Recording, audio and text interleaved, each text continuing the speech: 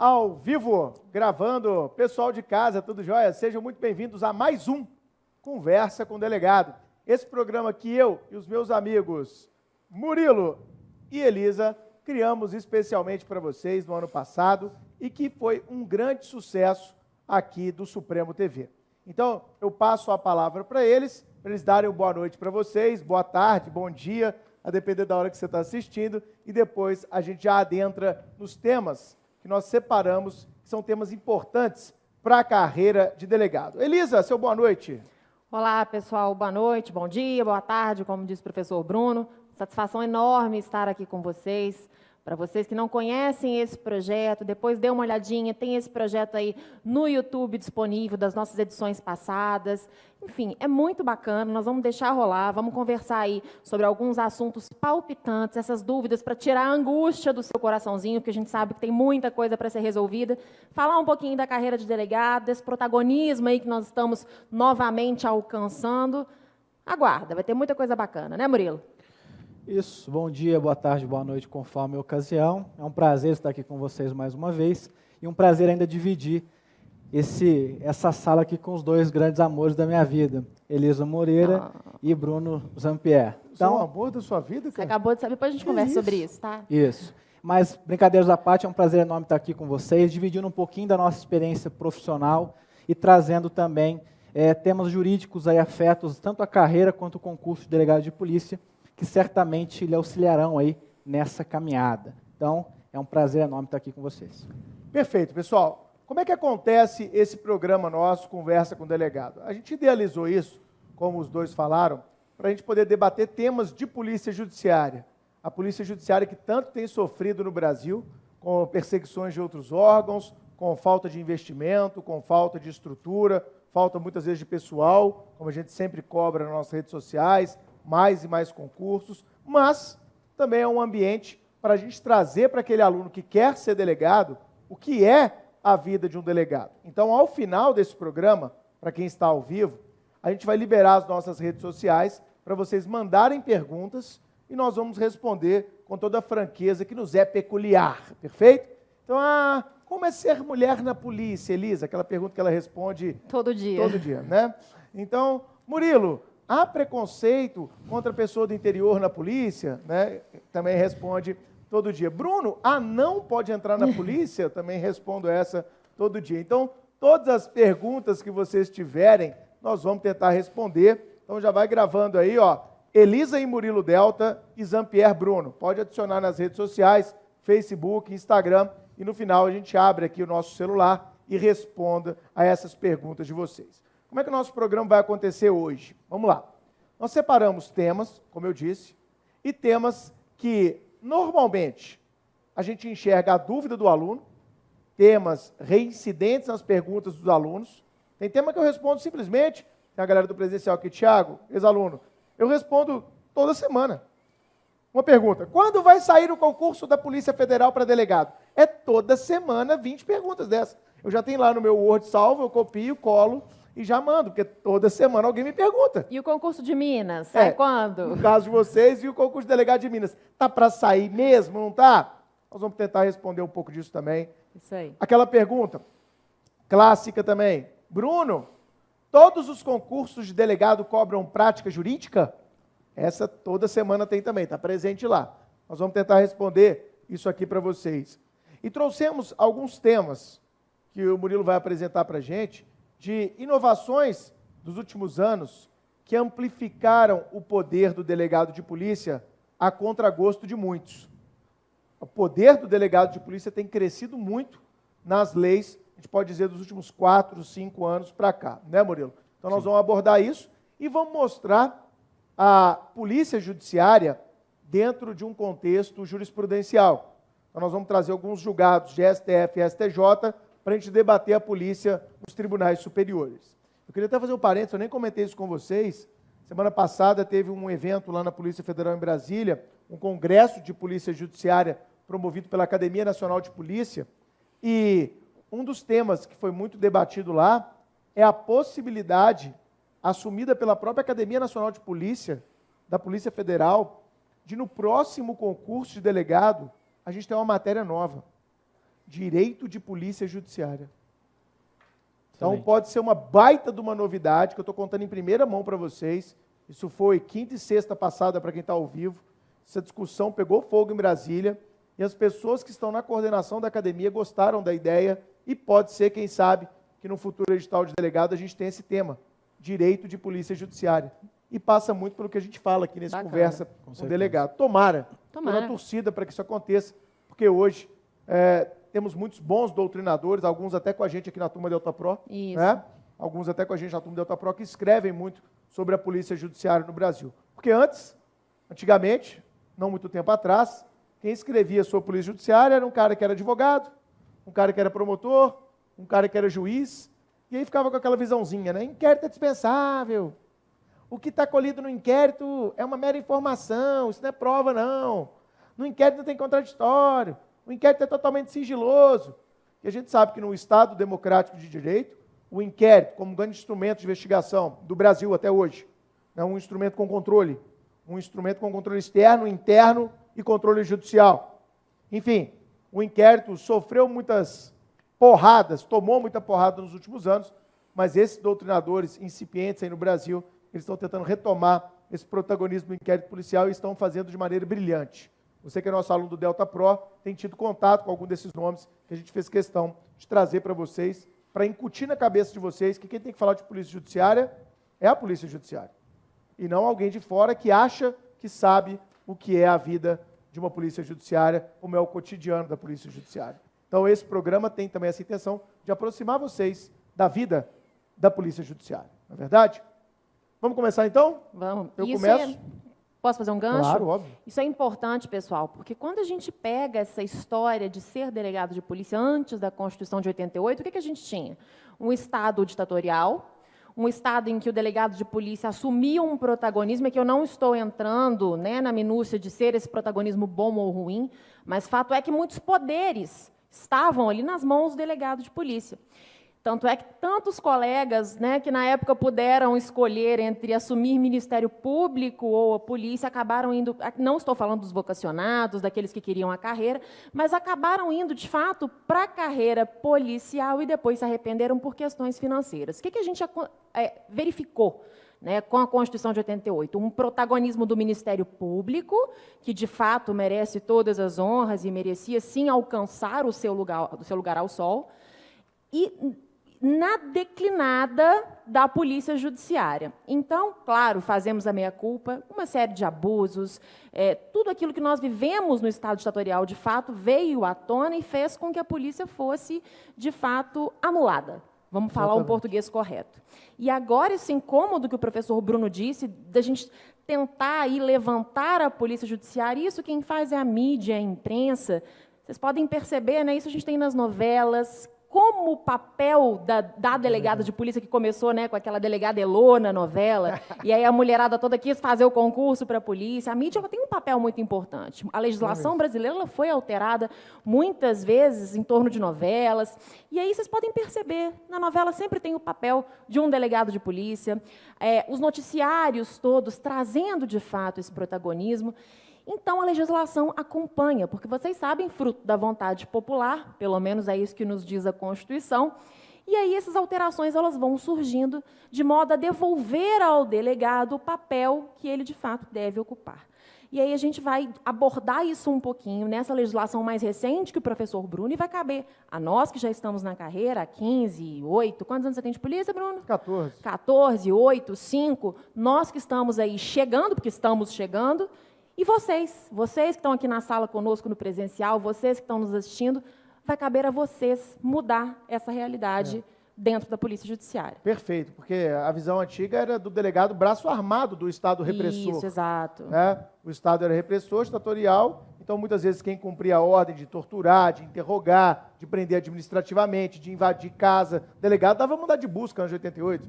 Não sei se vocês sabem disso, Sim. né? Isso aí no gabinete do delegado, o delegado ia lá, exarava para a gente o mandado de busca e a galera ia lá cumprir o mandado de busca. Hoje tem a cláusula de reserva de jurisdição a respeito disso. Mas, enfim, e até nas novelas, até pouco tempo atrás, a gente vê aquela figura do delegado caricato, né? Exato. Aquele cara mais velho, Suspensório. né? Suspensório, sem gravata, Bronco, sem terno, né? sem nada, Aquela coisa bronca. né? Meio, né?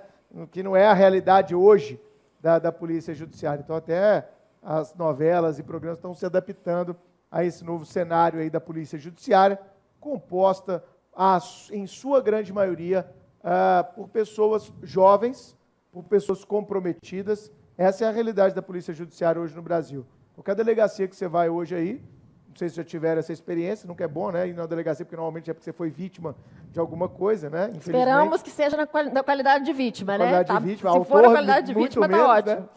Então, vocês podem perceber que a maioria dos delegados que vão nos atender Brasil afora são delegados novos. Né? Hoje, a Polícia Federal, por exemplo, é dominada pelo meu concurso, que é o concurso de 2001. Então, a maioria das chefias hoje são ocupadas por colegas do meu concurso. Né? Foi um concurso que teve muita vaga, então a galera hoje está tendo um protagonismo danado, e isso vai acontecer, ou já está acontecendo com o concurso da Elisa, vai acontecer com a galera do concurso do Murilo, vai assumir esse protagonismo natural. E cabe a vocês, como a Elisa falou, garantir essas prerrogativas. A lei dá a prerrogativa, mas se você não é autoridade o suficiente para fazer a lei ser cumprida nos seus exatos termos, vocês vão ficar comprando historinha para boi dormir, de interpretação, que delegado não pode isso, que delegado não pode aquilo, que delegado não tem titularidade para aquilo outro, que é interpretação. Papel aceita tudo, cada um bota o que quiser no papel, até para garantir o seu próprio projeto de poder. Tenho isso muito claro na cabeça de vocês, sim, porque esse juízo crítico está começando a ser cobrado em concurso, em prova discursiva e oral. O cara chega para você, Tiago, prova oral, o que você acha do delegado oferecer uma colaboração premiada? Aplicar uma excludente de ilicitude? Aplicar o princípio da significância e por aí vai. Então, não adianta nada a gente fazer uma construção legislativa para que lá na frente você entenda contra o seu cargo. Né? Infelizmente, tem colegas que eu chamo de que não gostam de trabalhar, que às vezes fazem uma interpretação contra o próprio cargo dele, ou seja, ele está dando um tiro no pé e matando todo o feixe de poderes que a lei muitas vezes atribuiu àquele sujeito. Então, eu quero que vocês reflitam um pouco sobre isso. Que delegado eu quero ser, que tipo de poder eu quero exercer, tá bom? E que tipo de interpretação eu vou dar à lei que cabe a mim aplicá-la. Perfeito? Gravem isso na cabeça.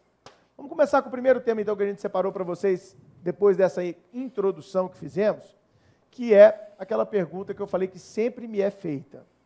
A questão da prática para concurso de delegados. Vamos lá.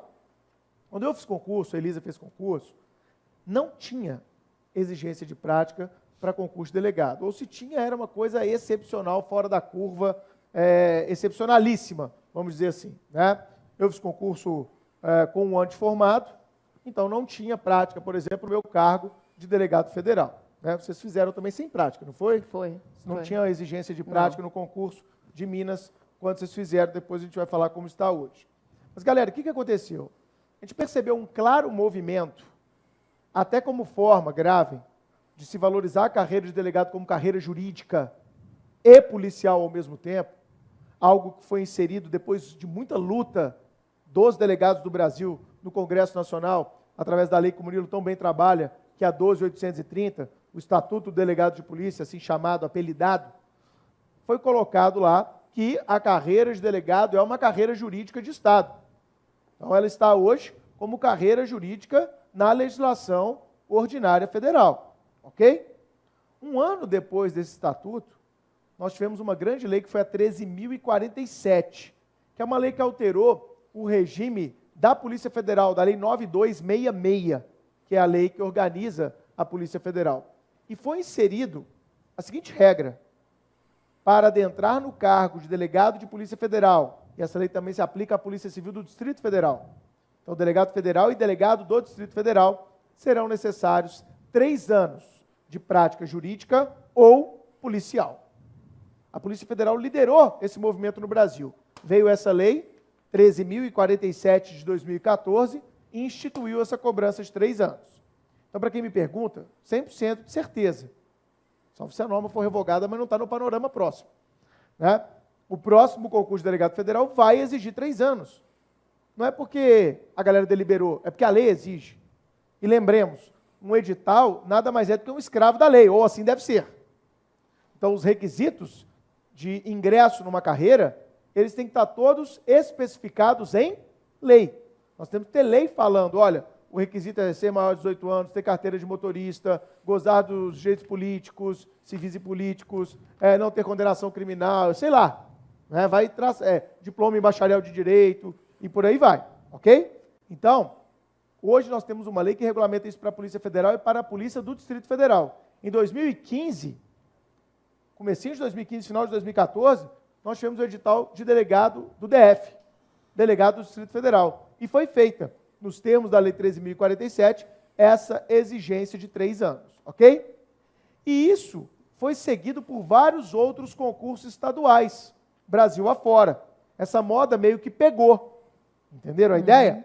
Não são todos os estados, mas vários já começaram a exigir esse tempo de prática de 3 anos, na linha do que aconteceu com a Polícia Federal e com a Polícia do DF. Então isso aconteceu em Recife, em Pernambuco, né? Aquela prova que o Thiago até foi lá fazer. Isso aconteceu em São Paulo. Isso aconteceu agora mais proximamente no Acre. Isso. Vocês viram isso. Mas o que eu quero alertar para vocês é que a sua pergunta ela deve ser respondida de acordo com a legislação do Estado. Então, o que eu posso te falar é, se não houver uma lei que precede o edital e que venha a estabelecer esses 3 anos de atividade jurídica ou policial como requisito, o edital não pode inovar sem lei que anteriormente estabeleça aquilo. Você sabe isso da aula de administrativo. O edital é um escravo da lei. O edital é um ato administrativo que obedece, obviamente, ao princípio da legalidade. Então, Bruno, eu estou aqui no Ceará. Próximo concurso vai ter? Minha resposta, eu tenho que olhar a legislação do Ceará. Eu tenho que olhar, assinar a legislação do Ceará, já foi aprovado lá uma lei estadual, determinando a cobrança dos 3 anos de prática ou não. No Acre, por exemplo, para falar de um edital que nesse momento em que gravamos está com inscrições abertas, no Acre temos lá uma norma estadual de janeiro de 2017 que estabelece a exigência de 3 anos de prática, ok? Então a resposta é, varia, depende do estado, eu tenho que olhar não o edital, mas a legislação daquele estado do qual o edital será um mero escravo. Todo mundo entendeu isso? Agora, a pergunta que se segue a essa é a seguinte, Bruno, o que será considerado prática jurídica e prática policial? Essa é a pergunta de ouro neste tema de prática jurídica e policial. Vamos lá. Eu peguei aqui como exemplo o regulamento editado pela Polícia Civil do DF, que para mim, dos que eu olhei, foi o que está melhor explicada a situação da prática ou daquilo que se considera prática. Então eu vou ler para vocês, me permitam rapidamente, o que o regulamento do concurso de delegado do DF falava sobre o que se considera prática jurídica ou policial. O efetivo, aqui ó, será considerada atividade jurídica aquela exercida com exclusividade por bacharel em direito. Então, se sua atividade não é exclusiva de bacharel em direito, por exemplo, você exerce um cargo de técnico num tribunal, e era o requisito nível médio, ela não é uma atividade exclusiva, obviamente, de bacharel em direito, mas complementa, calma. O efetivo exercício de advocacia, inclusive voluntária, aquele pessoal que vai lá e se inscreve como advogado ativo, né, eu me inscrevi uma época na Justiça Federal lá em 2001, por aí, mediante a participação anual mínima em 5 atos privativos de advogado. Os atos privativos de advogado estão no Estatuto da Advocacia, a Lei 8.906, de 94, que todo mundo deve ter estudado uma vez na vida aí, quem já fez o AB, com certeza já deu uma passada de olho nessa lei gostosa, né, de estudar. Perfeito? Em causas ou questões distintas. Então você tem que advogar em 5 processos por ano em causas distintas. Fechou? Vamos lá. O exercício de cargo, emprego ou função, inclusive magistério, professor superior, que exija a utilização preponderante de conhecimento jurídico. Então, se você já deu aula numa faculdade, etc., aquele seu período como professor contará como atividade para tal fim. Olha isso. O exercício da função de conciliador junto a tribunais judiciais, juizados especiais, varas especiais, anexos de juizados ou de varas judiciais, por no mínimo 16 horas mensais e durante um ano. 16 horas mensais e durante um ano. Lembra, a função de conciliador que está sendo dita aqui não é a do estagiário conciliador, como eu fui lá em 97, no juizado especial aqui de BH. Não. A função aqui é depois de formado. É aquela ideia do juiz conciliador que está na 90 ou 99. Ok? Não é estagiário conciliador. O exercício de atividade de mediação ou arbitragem, raro, mas pode ser que alguém se encaixe, na composição de litígios, e quem houver exercido, olha isso, atribuições como policial. Atribuições como policial. Quais são os órgãos policiais, gente? 144 da Constituição. Vamos lembrar? Polícia Federal, Ferroviária Federal, que hoje está em extinção, Rodoviária Federal, Polícia Civil e Polícia Militar. Essas são as entidades policiais. Então vejam, a atribuição como policial e o período pode ser um pouquinho de cada. Na Polícia Federal, na Polícia Rodoviária Federal, na Polícia Ferroviária Federal, na Polícia Civil ou na Polícia Militar. Aqui eu já respondo uma pergunta frequente que o Murilo me confessou que também recebe. Eu sou guarda municipal. Vai contar como atividade policial? Por esse regulamento, não. Agente penitenciário, uma dúvida muito comum também. Agente penitenciário. Vai enquadrar aqui, gente? Não. Vigilante armado. Vai enquadrar aqui? Não, não vai enquadrar. É atividade como policial, e se é policial, é carreira policial num desses órgãos. Bruno, eu fui servidor administrativo da Polícia Federal. Carreira não policial. Na Polícia Federal nós temos as carreiras policiais, Sim, na Polícia Civil também, também, e as carreiras de apoio. Carreira de apoio não é policial. Inclusive tem julgado do STJ falando que se um servidor administrativo da PF se apresenta como policial federal, é falsidade. Ok? Atribuição de falsa identidade. Temos julgados assim do STJ. Então, pessoal, cuidado com isso, tá bom? É polícia. Não pode ser um antimilitar, um anticivil e um antifederal? Pode, não tem problema algum, ok? Isso foi ótimo, porque quando saiu essa exigência, um monte de policial, e tem vários nas salas, vários colegas nossos. Trabalha comigo aqui, inclusive, levanta a mão aí, Trabalha Rodrigo. com você? Direto. Como é que você chama? Rodrigo, ó, policial, né, Rodrigo? Policial. Rodrigo, seus problemas acabaram, né? Aluno Delta Pro, tá? Aluno Delta Pro. Delta Pro. Veio no presencial. Seus problemas acabaram, Rodrigão. Quem é policial, 3 anos como policial, está dispensado da prática jurídica. E eu acho uma medida super salutar, porque afinal de contas temos que valorizar os colegas Sem dúvida. que já estão na casa e que anseiam pelo cargo de delegado, ok? E aí, vem uma parte aqui muito interessante desse regulamento. Olha só, está expresso, que será vedada a contagem do estágio acadêmico ou qualquer outra atividade exercida antes da obtenção do grau de Todo bacharel dia. em Direito. Ou seja, outra pergunta, estágio conta então? Não. É atividade jurídica ou policial depois de ser considerado o quê? Bacharel. Mas eu consigo criar problemas. Eu tenho um policial assim lá comigo, né? Ele não sei se era o seu caso, Rodrigo, ele era formado em outra faculdade, já tinha o 3º grau, o ensino superior, passou na Polícia Federal como agente. Tá? Então já tem lá seu tempo de polícia, tem lá uns 8, 9 anos no caso dele. E agora ele está se formando em Direito. Será que ele pode se encaixar ou não? Eu acredito que sim, porque ele estava no efetivo exercício de um cargo policial, em que pese ter sido antes da aquisição do título de bacharel em Direito. Eu sei que tem gente que vai se enquadrar nesse, não sei se é o seu caso, né? Porque ele se graduou em Direito agora, e ele quer fazer concurso para delegado, mas ele já tem o prazo, e ele veio me perguntar outro dia, eu falei, cara, acho que na interpretação que eu faço, você está dentro, porque a sua função como policial não era de estágio, não era uma atividade provisória. E não se exige a função como policial, bacharel em Depois, Direito, né? é prática jurídica, Sim. exatamente, interpretação é tudo. É prática jurídica, Ou depois do bacharelado, ou policial a qualquer policial. tempo.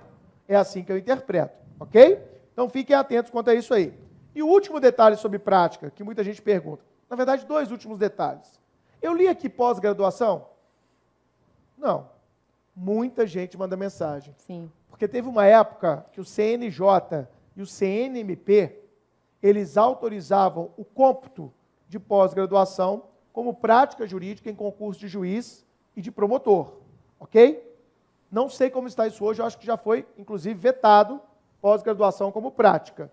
Para delegado, eu tenho certeza, pós-graduação não vai ser computado como prática por esse regulamento que a gente está vendo nos concursos que vem exigindo esse tempo, ok? Para a turma não confundir, pode ser computado como título. Como título, Né? Não confundam lógico. isso. Pode te Como- ajudar na evolução do concurso, Perfeito. mas para ingresso não. Lá na frente, normalmente com caráter classificatório, nós temos hoje nas provas de delegado muito comum prova de título, Sim. e a pós-graduação sempre está lá dando 1,5, 2 para o candidato, aí depois eu dobro para mestrado e mais 1,5, 2 para doutorado, tá? Então, vida acadêmica vale ponto sim, mas na prova de títulos, como bem ressaltou a Elisa. E o último ponto, que eu já passo a palavra ao Murilo aqui, é a questão do momento da comprovação.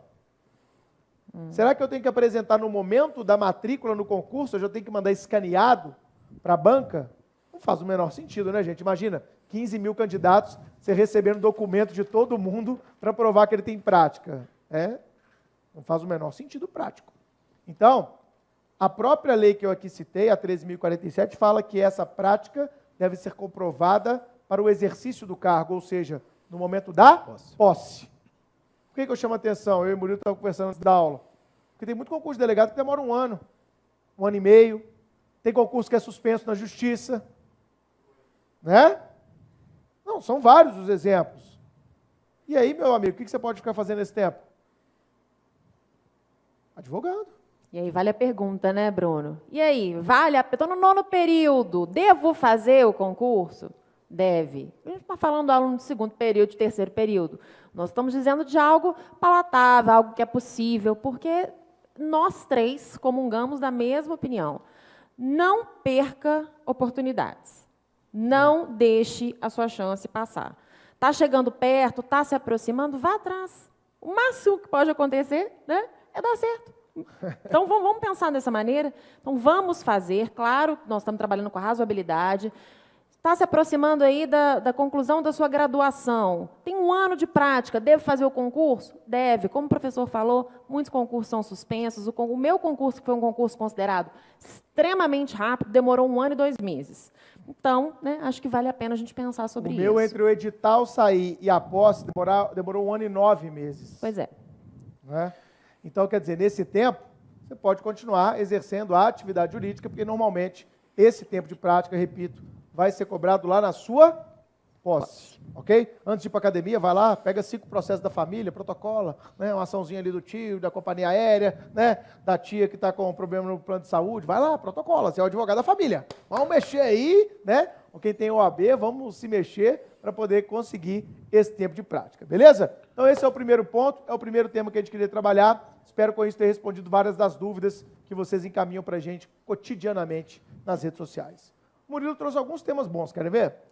Vamos lá, antes só de entrar nesses temas afetos à atividade de polícia judiciária, só para complementar o tema anterior, eu cito o meu exemplo prático numa questão analógica aí com a prática jurídico-policial. Eu fiz a primeira fase do concurso de Minas, que não exigia prática na época, mas exigia o bacharelado em Direito. Na metade do 4º ano de Direito foi a primeira fase. E eu fiz como uma prova-teste para treinar, porque estava começando a estudar e tal. E resumindo, o concurso demorou mais de 1 ano e meio e eu tomei posse como delegado de polícia. Eu colei grau em Direito antecipadamente numa terça-feira e tomei posse como delegado na sexta-feira. Ou seja, qualquer um desacreditado não faria o concurso no 4º ano de Direito, acreditando que o concurso aí fosse, as últimas fases do concurso fossem realizadas antes disso. Então eu tinha lá 20 anos, 19 anos, quando eu fiz a primeira fase, passei em todas as fases com 21 e tomei posse com 22 anos, sendo considerado até na época o delegado mais jovem do Brasil em atividade. Tenho muito orgulho disso porque foi um pouquinho suado, né? E um pouquinho emocionante também, porque a Academia de Polícia Civil me deu um parecer negativo de que eu não poderia tomar posse como delegado de polícia porque eu não tinha graduação em Direito. E aí, no dia da posse, eu levei o super trunfo, que eu tinha colado grau 2 dias antes e pude tomar posse como delegado. Então, acreditem nisso. Ah, professor, eu tenho 1 ano e são 3, vá fazer a prova. Como o professor Bruno falou, vai ganhando prática jurídica com relação a isso, que vai dar certo. Suspende o concurso, enrola uma fase médica, costuma dar muito recurso, porque eu tenho uma escoliose aqui, o cara entra com mandado de segurança, uma liminar trava o concurso, depois volta, e você está lá fazendo prática jurídico-policial. Então, ainda que o concurso não exija prática jurídico-policial e você esteja na faculdade, lógico, você não está no 1º ano de Direito, eu acreditar que o concurso vai durar 12 anos. né? Mas está aí da metade para frente, vai fazer a prova. Nenhum esforço seu, nenhum teste vai ser perdido, né? Estudar a gente sempre ganha treinando, treinando e treinando. Vamos lá, os Feito. temas então? Vamos lá então, trouxe alguns temas para vocês, analisando aqui, como o professor Bruno falou, as principais alterações legislativas aí que envolvam a nossa atividade de polícia judiciária, atividade do delegado de polícia, e algumas decisões jurisprudenciais também nesse sentido. E começo aqui para vocês com o Estatuto do Delegado, né? Lei 12.830 de 2013, que veio já confirmar várias das disposições constitucionais de alguns estados, que o delegado já era considerado aí um cargo de natureza jurídica, e o próprio Estatuto do Delegado, eu sempre falo isso em sala de aula, ele traz vários dos conceitos que vão dar aí a sustentabilidade para o tema de direito de polícia judiciária. Então, lá no começo do Estatuto, a gente já começa que o cargo de delegado de polícia ele tem natureza jurídica, essencial e exclusiva de Estado. O que isso significa? Jurídica, que o delegado de polícia é uma das carreiras jurídicas de Estado, ligado aí à persecução penal. E mais, o delegado de polícia é a primeira carreira jurídica que toma conhecimento, que dá um tempero jurídico aos fatos. Então, a polícia militar vai lá, por exemplo, te leva um caso, uma suposta situação flagrancial. É você, o delegado de polícia, que vai dar essa aplicação jurídica. Ou vai lavrar o APFD, ou não vai lavrar, vai instalar uma portaria, ou vai fazer um despacho fundamentado dizendo que aquela conduta é atípica, por exemplo. Então, o delegado de polícia, além de ter natureza jurídica, suas funções, ele é o primeiro filtro, é o primeiro cargo de natureza jurídica. Não importa se o policial militar que levou, ele tem formação em direito. Nós estamos falando aqui de funções institucionais, ok? O delegado de polícia vai ser a primeira autoridade jurídica a lidar com esses fatos. E por isso que o delegado é conhecido como o primeiro garantidor dos direitos e garantias fundamentais. Porque ele, naquele momento ainda precoce, mas lidando face a face com um problema, né, vocês, como delegados de polícia, lidarão com o choro da vítima, com o interrogatório do autor. Depois, o Ministério Público, o Judiciário, vão lidar com os fatos já de uma forma mais fria, né, em forma de papel. E por isso é importante essa responsabilidade do nosso cargo. Então, o Estatuto do Delegado ele já veio e disse que a natureza do nosso cargo de delegado de polícia, ela é jurídica. E mais, essencial e exclusiva de Estado. O que isso significa? Que não pode ser delegado à iniciativa privada. Terceirização. Exatamente. Eu não posso chegar lá e falar, você aí, parabéns, agora você é delegado de polícia, pode escolher a sua delegacia. Os chamados delegados calça curta, né? Calça curta eram os nomeados antes de 88 para o exercício da função. Então tinha um cara lá da cidade, aí o prefeito era amigo dele, o governador ia lá e nomeava ele como delegado da cidade. Naquela época que não tinha concurso. Na polícia eles ganham o nome, o apelido carinhoso de calça curta, que não tem conhecimento jurídico nenhum, né? Isso. Então, o próprio Estatuto do Delegado de Polícia já deu esses contornos aí para a valorização da atividade de polícia judiciária. E quem preside a atividade de polícia judiciária, como vocês sabem, é o delegado de polícia, civil ou federal, polícia judiciária estadual ou polícia judiciária da União. E o Estatuto ele vai além.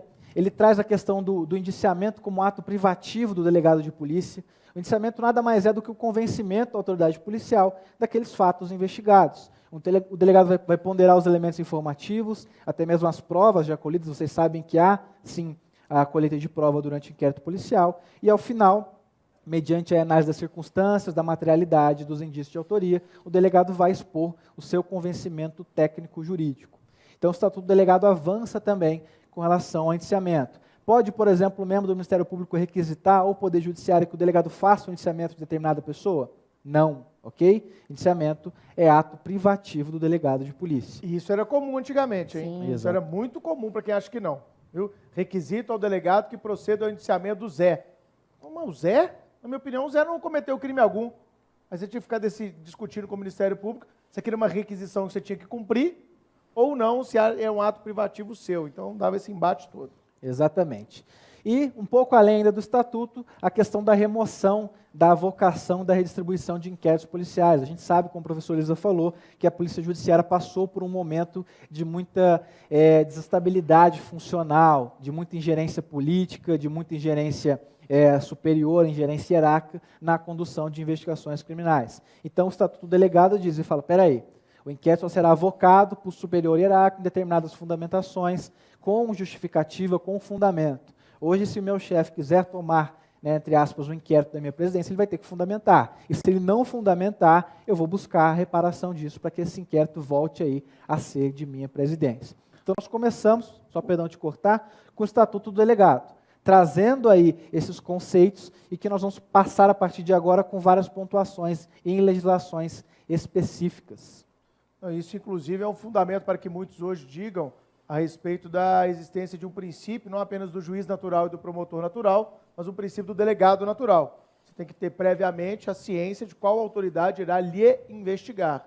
Então, a preservação do princípio do delegado natural passa por essa não avocação sem fundamentação de um inquérito policial, ok? E outro ponto importante também para falar da 12.830 é a questão da requisição. Mas aí dizem, ele está dizendo óbvio, o Estatuto do Delegado diz o óbvio. Concordo, mas na prática não é tão óbvio assim. O professor Murilo já vai falar um pouquinho dessa questão da requisição na legislação subsequente, mas fato é que a 12.830 traz claramente, claro como a luz solar, que o delegado tem o poder de requisitar, e requisição, você sabe, não é pedido. Requisição é ordem, é mandamento. Então, a requisição de dados, perícias, informações que sejam ali interessantes para a instrução do inquérito policial. Na prática, meu amigo, a gente sofre com isso. É a operadora de telefonia que não dá retorno para nós, é o hospital que também não dá retorno. Nós hotel, aplicativo, nós vamos enfrentar isso. Uber, Booking, já briguei com todo mundo, né? Eles falam, vou mandar para o jurídico. Não, manda só esse artigo aqui para o jurídico, ele é alfabetizado? Se ele e eles não assinam, ele vai entender. É tão malandrinho que não assina João das Couves, não, tá? Assina ali Departamento empresa, jurídico. Departamento Jurídico. Aí você não pode responsabilizar em tese por uma desobediência. É difícil, meu amigo, é difícil, mas nós vamos chegar lá. Vamos lá, Murilo? Mas eu aprendi, num caso prático, em que eu requisitei o prontuário médico de um paciente, e aí o diretor do hospital negou, dizendo que o Conselho Federal de Medicina tinha uma aplicação, uma vedação, e eles respeitavam, inclusive, o Poder Geral de Polícia, lá no artigo 6º do CPP. Fundamentei, requisitei, ele se negou a cumprir e disse que aquela cláusula de reserva de jurisdição. E aí eu segui a recomendação dele, pedi um mandado de busca e apreensão no hospital, fui com 18 viaturas no hospital, e a gente revirou o hospital inteiro para achar aquele documento. O médico quis, não, eu vou te mostrar onde está. Eu falei, não, mas a partir de agora eu quero procurar. Vou obedecer à cláusula de reserva de jurisdição. E aí não tive mais nenhum problema com relação a esse sentido. Mas o Estatuto do Delegado, como bem pontuou a professora Elisa, ele traz lá no seu artigo 2º, parágrafo 2º, o poder requisitório do delegado de polícia. Desde que não seja, de que aquele sigilo não seja protegido por uma cláusula de reserva de jurisdição, o delegado, claro, que me excluído no poder investigatório, fundamentado, eu não posso mandar um ofício para o operador perguntando para quem que a Elisa ligou ontem à noite.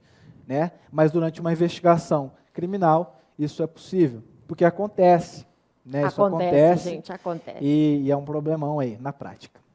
Mas o poder requisitório do delegado de polícia, então, o delegado cabe a ele a presença da investigação policial e de todos os meios necessários para a apuração daqueles fatos. Se aquele sigilo ele é protegido por uma cláusula de reserva de jurisdição, o delegado vai buscar lá, bater na porta do Poder Judiciário. Se não é, meu amigo, poder requisitório, sujeitando, inclusive, o infrator ao delito de desobediência, porque é uma ordem legal e fundamentada de uma autoridade competente. Ok? Acho que nos próximos anos a gente vai, o pessoal dos jurídicos, das empresas e órgãos, vão começar a se atentar para isso, porque antes era muito cômodo para eles negarem, né, não dar trabalho para ninguém. Não, isso que eu nego e falo que tem que pedir na justiça. E isso para os juízes foi ótimo, porque imagina, você como juiz, vamos pensar como juiz, em vez desse delegado pedir lá direto, tem que ficar enchendo o meu saco, mais um processo, mais uma cautelar, para eu poder falar, fornece. O delegado tem sua responsabilidade, se ele cometeu algum abuso, ele que seja responsabilizado. Mas, pelo amor de Deus, e eu já bati boca várias vezes. Meu amigo, você está duvidando do que eu estou te pedindo? Ah, mas então faz um resumo da investigação. Eu falei, você está louco? Você quer que eu vaze a minha investigação para você? Eu estou falando que eu preciso. Se você acha que eu não preciso, anota o telefone da minha corregedoria, anota o telefone do Ministério Público no âmbito do controle externo e vai lá e me denuncia. Porque eu estou tranquilo, que eu estou pedindo algo que é justo, legal, está dentro da minha esfera, do meu feixe de atribuições. Né?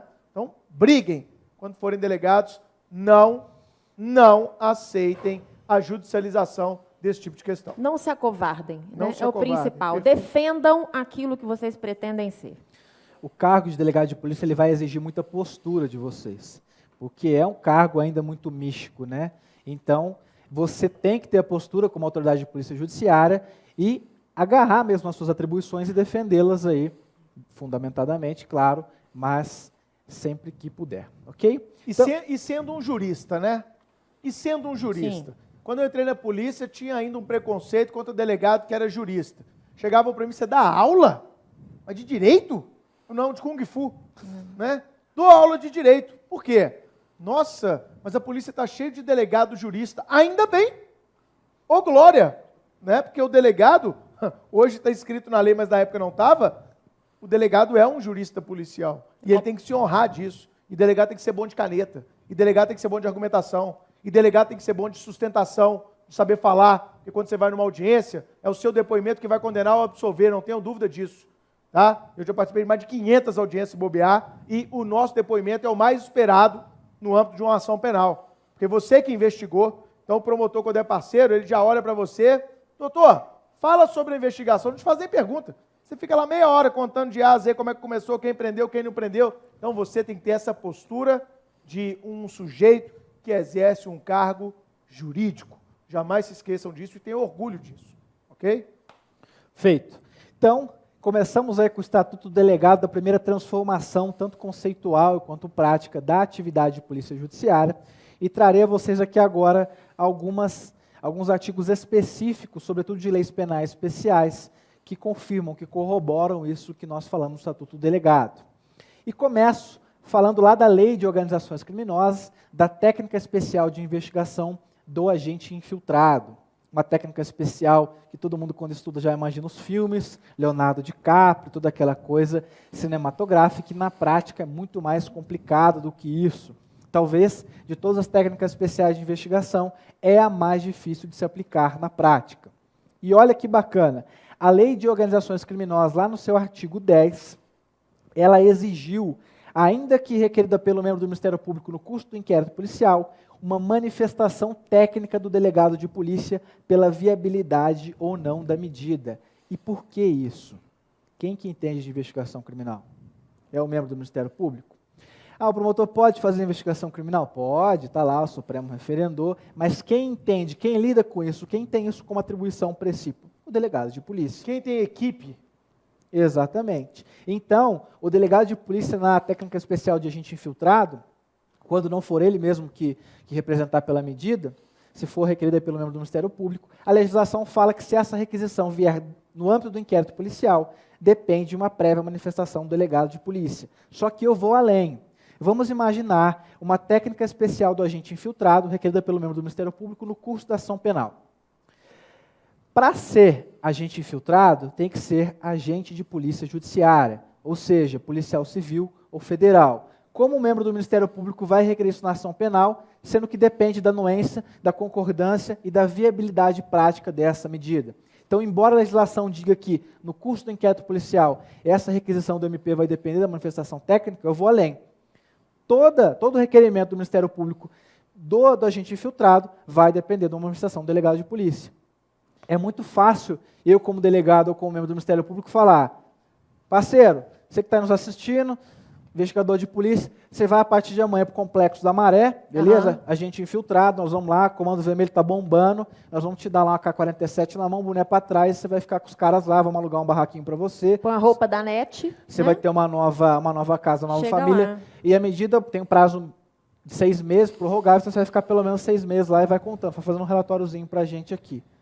Ele vai falar: eu vou para lá? Claro que não. E é direito do agente infiltrado, exatamente.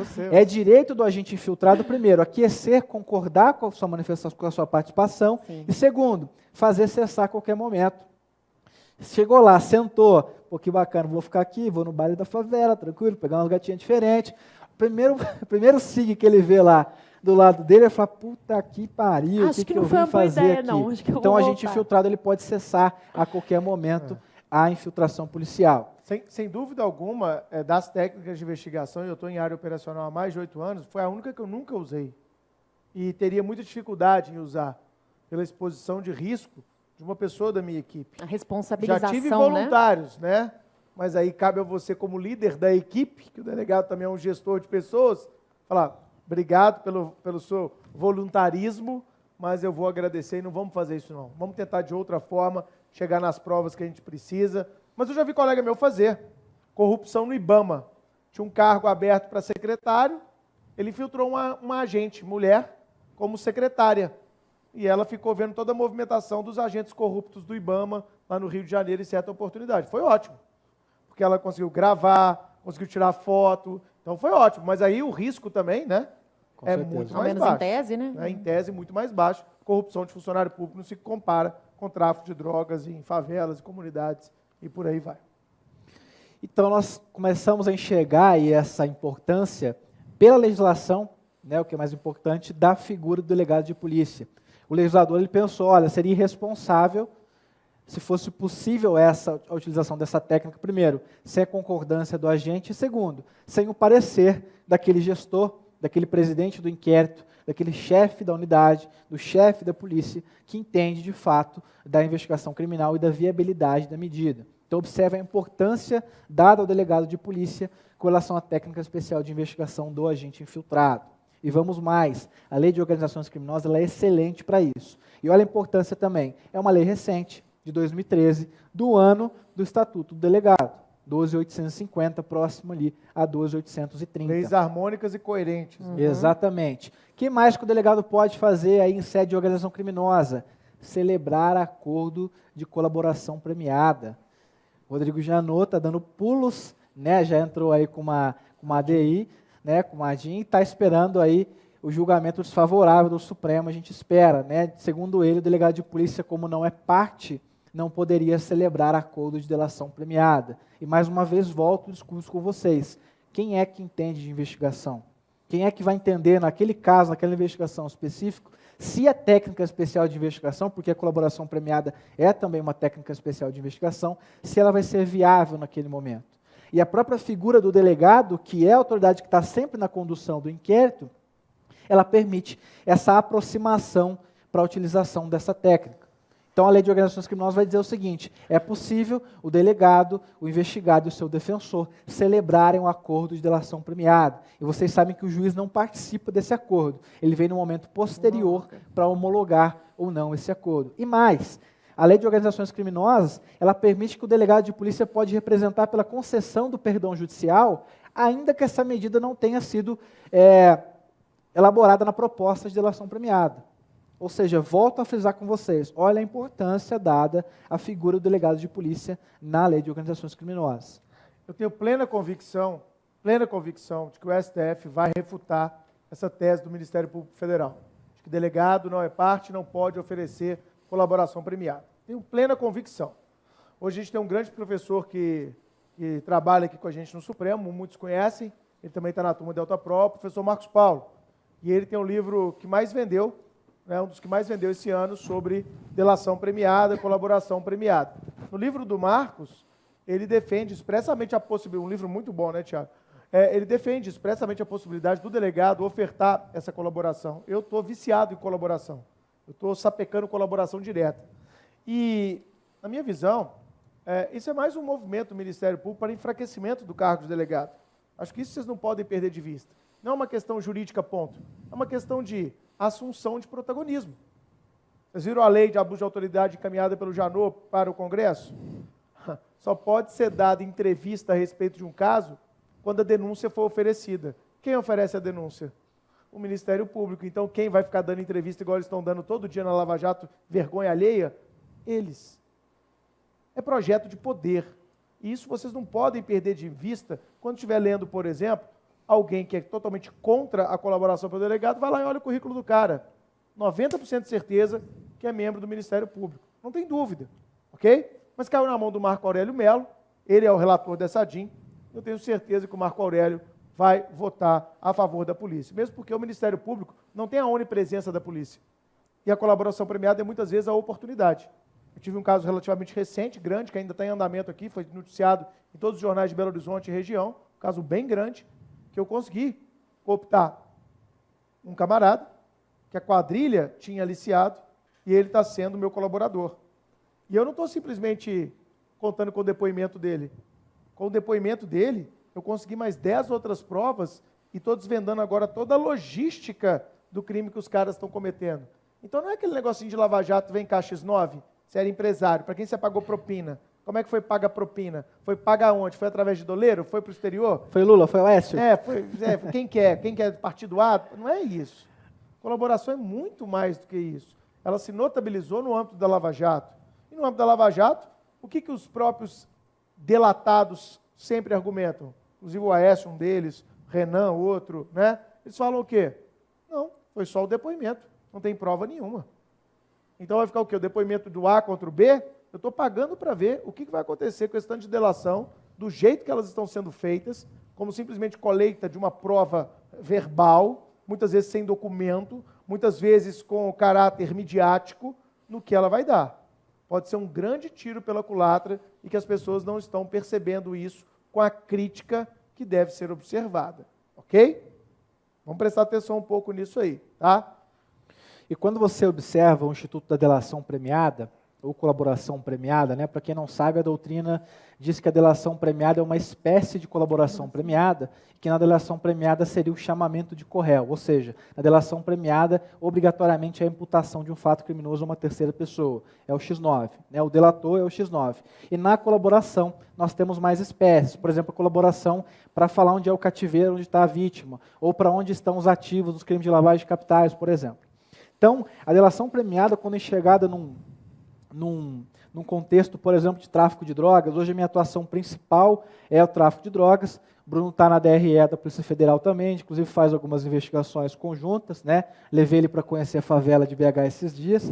Ele ficou um pouco distante, está tudo dominado, ele apareceu, mas foi uma experiência muito bacana.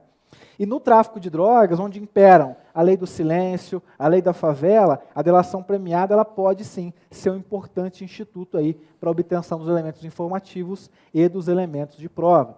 Embora haja muita crítica na doutrina porque o incentivo de um comportamento de traição, né? Conte-me o que você fez e o que os seus parceiros ou o que vocês fizeram. Ela tem sido utilizada diante do fracasso estatal aí na persecução penal como uma importante técnica de investigação e meio de obtenção de prova. E usada, como eu falei aqui, de maneira bem crítica, de maneira totalmente desmedida, ao meu ver. Quando você olha, por exemplo, uma investigação como a Lava Jato, quem ali não é delator hoje mais? Né? Então nós pegamos um doleiro como Alberto Youssef, delatou todo mundo lá, Aquele ali tomou se uma esbaldou, pena né? de 100 anos e já está na rua. Ficou 3 anos em regime fechado por causa da delação. Então, até que ponto essa delação não vai trazer na sociedade, num curto prazo, uma sensação de injustiça e de não funcionamento das instituições? Vamos aguardar, vamos aguardar. E a própria Bom tema, né, para escrever. O pessoal nos pergunta muito, professora, estou me formando agora, meu TCC. Ótimo tema para escrever. O livro do Marquito, referência da Juspódio, quem quiser, olha lá, Delação Premiada, da editora Juspódio. Acabou de sair a 2ª edição, fazendo propaganda para o nosso amigo aqui. Com certeza. Merecida. E a própria doutrina de delação premiada fala bem isso que o professor Bruno adiantou. A delação premiada ela não é, num primeiro momento, interessante a ninguém. Então, se a polícia, se os órgãos de persecução penal não têm os elementos suficientes, é melhor que todo mundo fique quieto. Mas a partir do momento que alguém abriu a boca e obteve um benefício penal com isso, todo mundo vai querer falar. Porque essa delação vai chegar em todo mundo e só vai ter benefício o delator. Então, é uma técnica especial de investigação que tem que ser utilizada com muito critério e de uma forma absolutamente excepcional. Inteligente. O que não nos parece, a grosso modo, eu não conheço os autos, o que está sendo realizado aí no âmbito da Operação Lava Jato. Começou-se muito bem, mas foi se perdendo, né? Eu sinto Exato. isso, esse punitivismo, essa coisa midiática, essa sede por apontar Holofote. culpados de alguma forma, né? E holofotes também, aí Que é no final o das grande contas, ego do ser humano, né? no Enfim. final das contas, vai dar uma sensação de impunidade. Anotem Quem o que eu perde, estou falando. né? Todos nós. Anotem o que eu estou dizendo. Mas, continuando E então... rapidinho, e em meio a tudo isso, projetos de poder sendo construídos. Exatamente. E Projetos aprovados legislativos, e e aprovados, encaminhados. e passando. Então, E a gente abram o olho, meus jovens. Para quem tem interesse em aprofundar os estudos, já que vocês estão mencionando essa questão da delação premiada, da busca de poder, semana passada no mestrado a gente estava estudando a obra La Questión Criminal do Zaffaroni.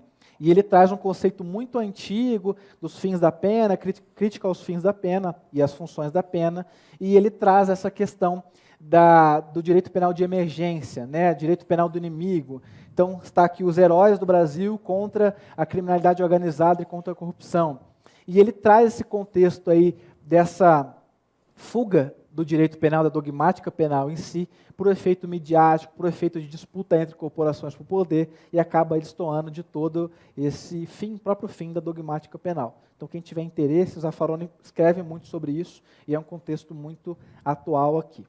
Bom, mas dando continuidade, então, às legislações nacionais que falam da atividade do delegado de polícia, ainda na Lei de Organizações Criminosas, nós temos a requisição de dados. É um artigo expresso da Lei de Organizações Criminosas que o delegado de polícia ele pode requisitar, independentemente de autorização judicial, quaisquer dados que informem qualificação pessoal, filiação e endereço. E de quem?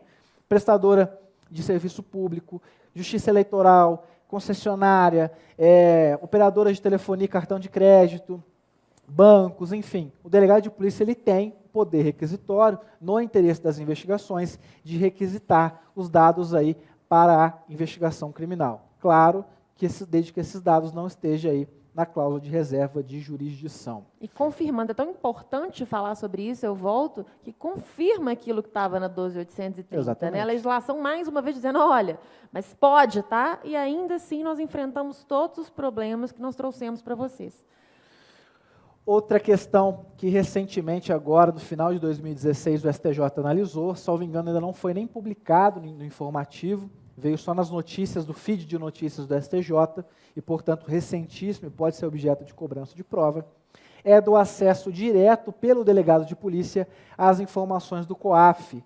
Para quem não sabe, o COAF é o Conselho de Controle de Atividades Financeiras, é a unidade de inteligência financeira do Brasil.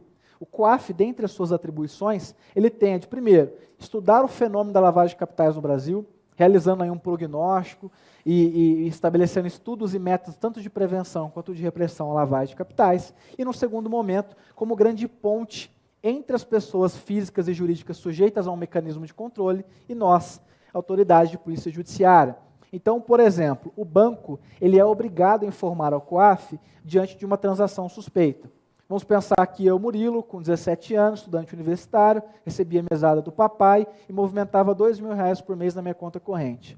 De um dado momento, eu comecei a movimentar R$100.000 na minha conta corrente. Depósitos não identificados ou depósitos de vários estados da federação e de uma forma injustificada. O gerente do banco, da conta, ele é obrigado a ter acesso àqueles dados, a informar ao COAF. Isso não quer dizer que há lavagem de capitais, mas que há indícios, movimentações suspeitas. E o COAF vai filtrar essas informações e, por intermédio do RIF, um relatório de inteligência financeira, ele vai encaminhar para o delegado responsável e vai falar, olha, tem indício de lavagem de capitais aqui. O que chegou no STJ, então? O COAF, de acordo com a lei de lavagens, ele tem a obrigação, o dever de comunicar às autoridades diante dessa suspeita de ilícitos. E a questão chegou ao COAF, se o delegado de polícia, numa ordem inversa, ele poderia requisitar essas informações diretamente ao COAF. Então, no sistema que hoje é conhecido como SEI, Sistema Eletrônico de Intercâmbio, o delegado de polícia fundamenta, dá alguns detalhes da investigação e pede ao COAF, olha, com relação a esses alvos X, X, X e X, você COAF, tem alguma informação de transação suspeita? Tem alguma informação do envolvimento dessas pessoas físicas ou jurídicas com a lavagem de capitais? E o COAF, como grande parceiro institucional da polícia, Bruno certamente já utilizou muitas das vezes, eu também já utilizei nas minhas investigações de lavagem, ele devolve com esse relatório de inteligência financeira. E a questão que chegou ao STJ é o seguinte, esse acesso direto pelo delegado de polícia, ele é legal ou não? Ele configura uma quebra de sigilo bancário financeiro ou não? E olha que importante, o STJ disse que não. O delegado ele pode sim ter acesso direto. E por quê? Se a legislação confere o dever do COAF informar a autoridade policial, no sentido contrário, a autoridade policial pode sim requisitar esses dados. E observem, esses dados eles continuam sendo preservados pelo sigilo, mas eles não dependem de autorização judicial para obtenção pelo delegado de polícia. E essa decisão, só desculpa, Bruno, essa decisão ela veio com muita coerência aquilo que o STF decidiu recentemente. Porque o primeiro questionamento foi, é possível transferir o sigilo que antes estava na órbita bancária para a órbita fiscal, sem que isso represente a cláusula de reserva de jurisdição? Quem é aluno meu sabe, eu dou esse exemplo claro na aula, como se eu tivesse uma caixinha aqui, o banco, um pacotinho que é o sigilo, e eu tenho uma outra caixinha aqui que é o fisco. O que acontece, na verdade, é apenas uma transferência de caixa desse sigilo. Não existe, segundo o STF, segundo os tribunais superiores, melhor dizendo, não existe a quebra, o desrespeito à cláusula de reserva de jurisdição. E aí, acertadamente, né, foi o STJ, né, Murilo, essa decisão? STJ. Aí veio o STJ acertadamente e fez uma paridade aí com a questão do delegado de polícia. Então, isso cai muito em prova. A expressão é transferência da órbita bancária para a órbita fiscal. E isso motivou essa questão do COAF que o Murilo trouxe. Muitas vezes o RIF, eu tenho senha lá no COAF, a gente solicita COAF em inquérito de lavagem de dinheiro, a gente solicita o RIF, você escreve lá minimamente, igual o Murilo falou, investigação, coloca o CPF, o nome da pessoa, e aí o COAF, depois de algumas semanas, lhe responde, fica lá na sua área, né, no seu acesso, e aí você verifica a partir das informações que lhe foram prestadas, se aquele caminho que você está traçando para a sua investigação está correto. Então, o COAF, ele é meio que uma bússola. Olha, eu estou vendo que a empresa X foi usada. Será que ela foi usada só essa vez ou várias vezes? Aí eu peço ao COAF, tem alguma coisa da empresa X? Caso meu. Na empresa X, no ano de 2012, foram movimentados 37 milhões na conta dela. Opa, agentes, vem cá, diligência lá na empresa X. Fica em outro estado, vão lá, está aqui a ordem de missão, vai lá e investiga. É uma casa residencial, não tem empresa nenhuma funcionando lá. 37 milhões? Peraí, já sei. Juiz, eu quero o afastamento do sigilo bancário e fiscal da empresa X. Que os bancos me remetam todas as listas de depositantes e sacadores e etc. Ou seja, outra história. Ele me dá uma orientação. Tem merda aqui? Tem merda. Vai em frente que aqui tem merda. Ou então ele fala, não, não tem nada, não consta nada. Não consta registros. Vem assim, não consta registros. Então, às vezes eu estou atrás de um laranja. Será que o Murilo é o laranja dessa organização? Tem registro aí do Murilo? Não, o Murilo não tem. Então, o Murilo não é um laranja. Vamos ver se tem outra pessoa que é mais provável que ser o laranja. Então, às vezes você cadastra 10, 15 pessoas e o COAF te informa. Tem, foi movimentado tantos milhões na conta, ela comprou 3 imóveis, ela comprou uma lancha. Então, o COAF te dá essa orientação. E, a partir dela, você reconstrói ou redireciona ou continua naquela mesma direção da sua investigação. E pode ser que venha um RIF Kinder Ovo, que eu chamo, que é com a surpresinha. Kinder Ovo? Isso. O COAF, às vezes eu peço informação de determinada pessoa física e jurídica, e o COAF, no seu relatório de inteligência financeira, ele fala, olha, além dessas duas... Ela tem relação com a terceira. Com tais e tais e tais. O COAF me traz uma lista que eu falo, oh, que bacana, hein? O COAF é X9. Não sabia Mas, disso, às vezes, não. também você faz umas relações que não tem nada a ver, né? Que você fala, o que é isso, Quem COAF? perguntou, né? Quem te perguntou, palpiteiro? Você pede uma informação, vem 84 páginas para você ler. Você, putz...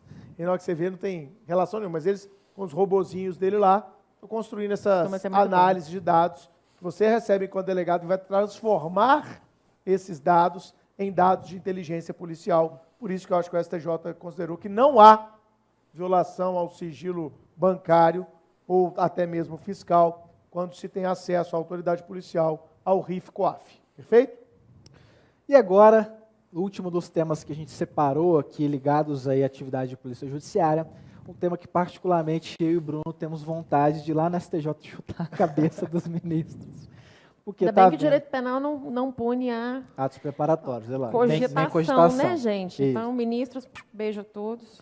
E aí o que acontece? Obtenção de dados em celulares apreendidos. Ai, essa pega. Nós vamos, polêmica. Isso. A nossa missão aqui a vocês é trazer um retrospecto da análise desse tema pela jurisprudência, trazer o que atualmente a jurisprudência entende e nossa obrigação moral, explicar a vocês que está tudo errado. Na nossa humilde visão. Isso, ok? Então, será que o delegado de polícia, por exemplo, numa situação flagrancial, eu estou lá numa diligência de campo, num aglomerado, observando a movimentação do tráfico de drogas, eu vou lá e presencio um indivíduo entregando um pacote, por exemplo, a um veículo, ou guardando uma maleta num caminhão.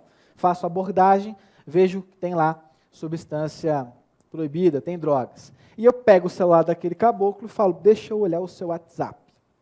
E aí está lá no WhatsApp para ele, ó, estou deixando 200 quilos aqui no caminhão, mas tem mais 6 toneladas no quartinho meu, lá na Avenida Presidente Vargas, número 86, embaixo da minha cama. Não é assim que eles você não fazem? quer mais nada, você só quer um suco de laranja ou uma Isso massagem é nas costas, isso é quando tá, o crime gente? for organizado, né? Exatamente. Muito. Quando o crime for organizado, vai ter um negócio desse. E aí você vai com essas informações e vai lá, prende mais pessoas ou faz a apreensão dessa substância.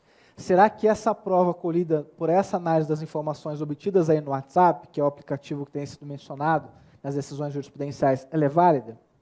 Primeiro, isso é um costume policial, ok? A própria polícia militar, de vez em quando eu estou num plantão e o PM vem e fala, já olhei o WhatsApp inteiro do cara. Eu falo, não. Já traz tudo mastigadinho. Então não me conta o que você conseguiu. Peraí. Será que essa prova é válida? Será que isso configura aí um sigilo telefônico? Segundo o STJ, será que isso configura um sigilo das comunicações telefônicas e, portanto, o delegado de polícia ele pode apreender, porque está na situação flagrancial, mas para olhar ele tem que pedir autorização do juiz? É isso que nós vamos trabalhar com vocês agora. E, claro, trazer toda a lucidez que o caso merece, porque vamos falar o português bem claro. Qual a diferença de dados armazenados, ou seja, que já estão no aparelho celular?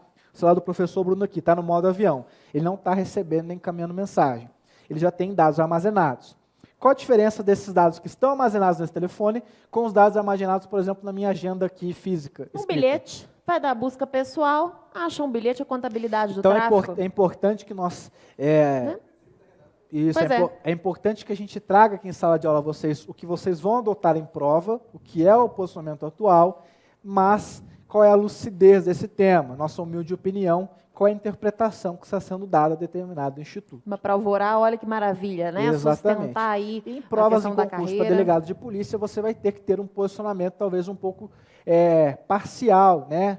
Você sempre vai valorizar o seu cargo, é claro, que com fundamento jurídico. Você não vai escrever na sua prova que o delegado pode fazer prisão para averiguação. Né? Você vai sair, além de tudo, preso daquela prova. Mas é importante que, dentre os posicionamentos possíveis, você adote aquele que privilegie as atribuições do cargo. Então, vamos fazer agora um retrospecto aí dessa evolução jurisprudencial sobre essa temática.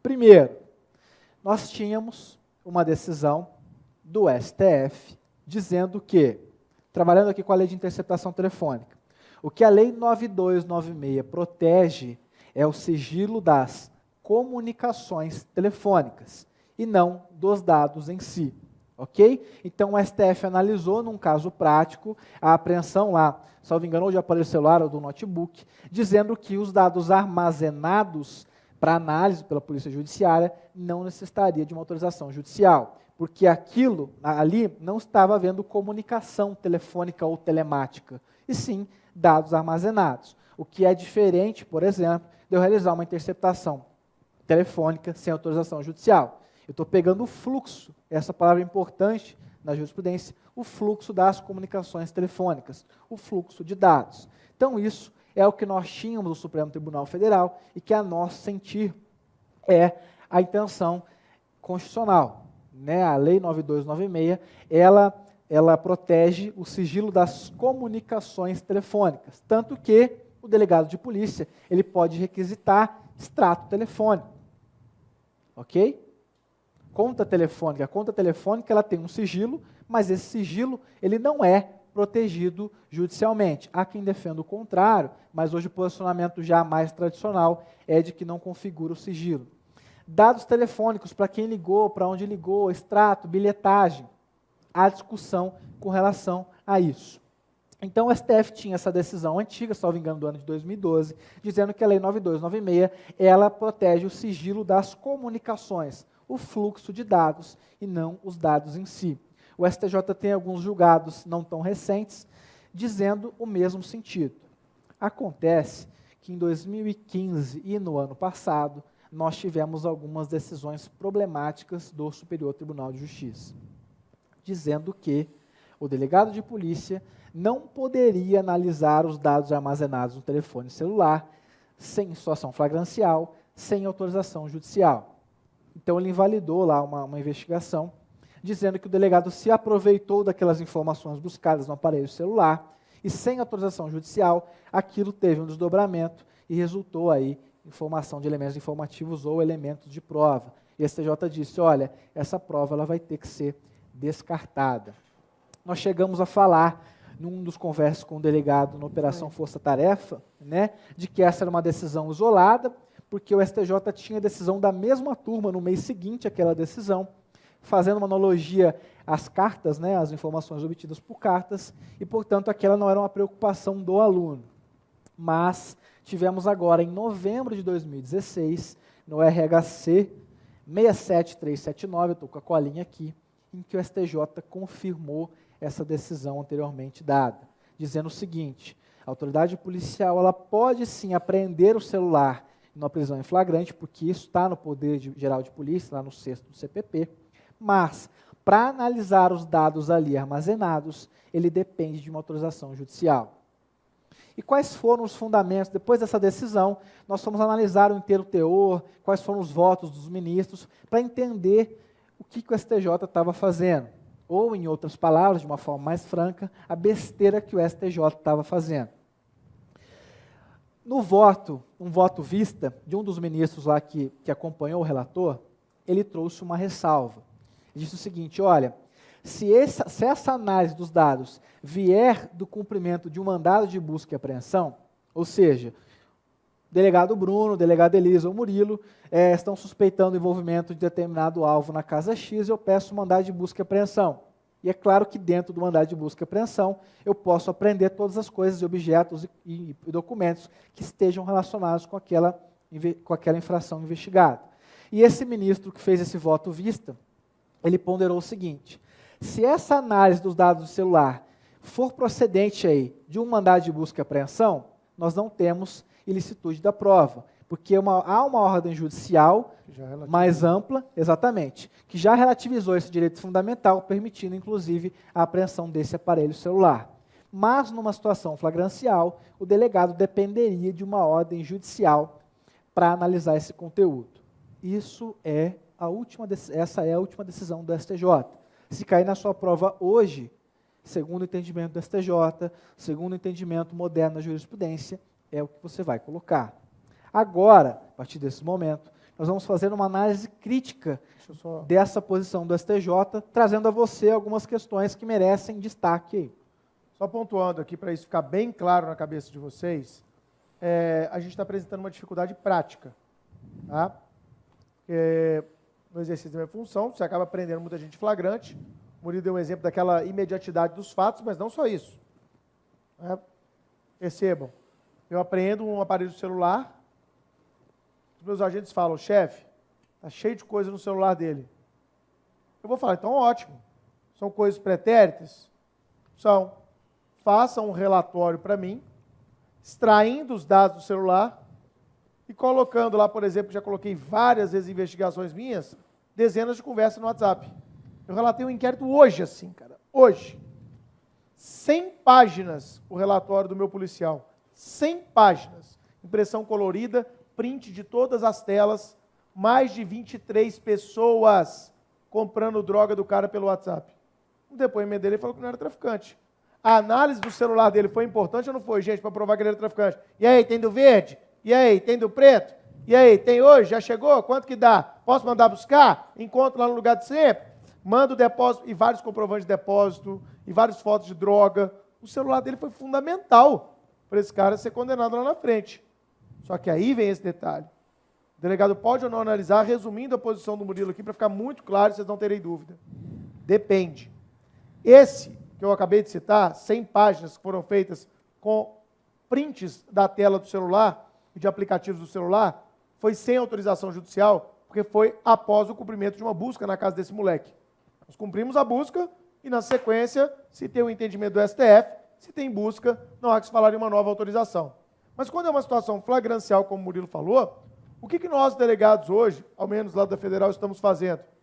No momento que a gente já representa para o juiz, pela conversão do flagrante em prisão preventiva, a gente, nessa mesma peça, representação, já estamos abrindo um capítulo à parte, ao que parece, há interesse na análise dos dados armazenados no celular.